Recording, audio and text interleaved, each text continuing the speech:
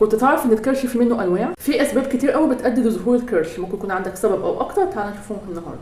اول حاجه كرش الانتفاخ، وده غالبا بيظهر للناس اللي عندها قولون عصبي او الناس اللي عندها حساسيه من الجلوتين او اللاكتوز، وده ما بيكونش ثابت، ده بيظهر خصوصا بعد ما بتاكل. طبعا الحل في الحاله دي انك تمنع الحاجه اللي عندك منها حساسيه، كمان تهتم بمصادر البروبايوتكس او البكتيريا النافعه، خصوصا المصادر الطبيعيه زي مخمر الملفوف ومخمر الخيار والزبادي. تاني نوع عندنا النهارده هو كرش التوتر او كرش الستريس. لما تكون متوتر وفي حاله قلق، لان الجسم في الحاله دي بيطلع هرمونات معينه زي هرمون الادرينالين والكورتيزون، وللاسف الهرمونات دي بتزود من تخزين الدهون في الجسم خصوصا في منطقه البطن. كمان لو مش بتنظم مواعيد نومك وبتسهر كتير، الحل في الحاله دي انك تهدى خالص، ان مفيش حاجه مستاهله. الكرش الوهمي، الكرش الوهمي وطبعا باين من اسمه ان انت ما عندكش كرش، لكن المشكله في ايه؟ انك بتعاني من مشكله طبيه اسمها الكيفوزس او تحدب الظهر، او عندك ميلان في منطقه الحوض، فشيب جسمك بيدي ايحاء ان انت عندك كرش، لكن في الحقيقه انت ما عندكش كرش. الحل في الحاله دي انك تروح لدكتور علاج طبيعي. نيجي بقى للكرش الاشهر واللي بتعاني منه معظم الفيميلز بسبب خلل الهرمونات، خصوصا هرمون الاستروجين،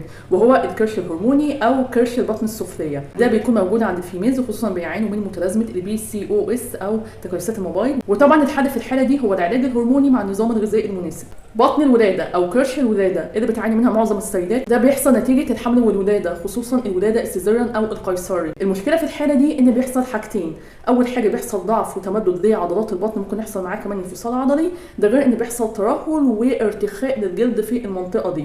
فطبعا العلاج هيعالج الحاجتين. عشان نقوي عضلات البطن محتاجين تمارين معينه، بس ما تكونش بعد الولاده مباشره، بتكون بعد فتره معينه من الولاده، وبتكون بشكل تدريجي. بالنسبه بقى لشد ترهلات الجلد، ده بيتم عن طريق تحفيز الكولاجين والالاستين، وده بيتم عن طريق المكملات الغذائيه مع ممارسه تمارين معينه.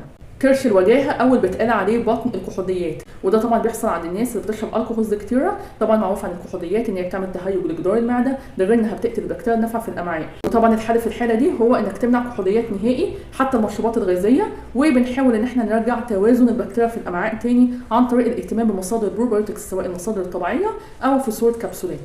كرش السكري، والنوع ده من الكرش برضه مشهور جدا نتيجه خلل هرمون الانسولين. الناس اللي بتعاني من مقاومه الانسولين بيكون عندها افراز هرمون الانسولين بنسبه عاليه، وده طبعا لايبوجينيك هرمون بيساعد على تخزين الدهون في الجسم خصوصا في منطقه البطن. وطبعا الحل في الحاله دي انك تمنع نهائي السكر الابيض والمعجنات المعموله من الدقيق الابيض. جرب الصيام المتقطع.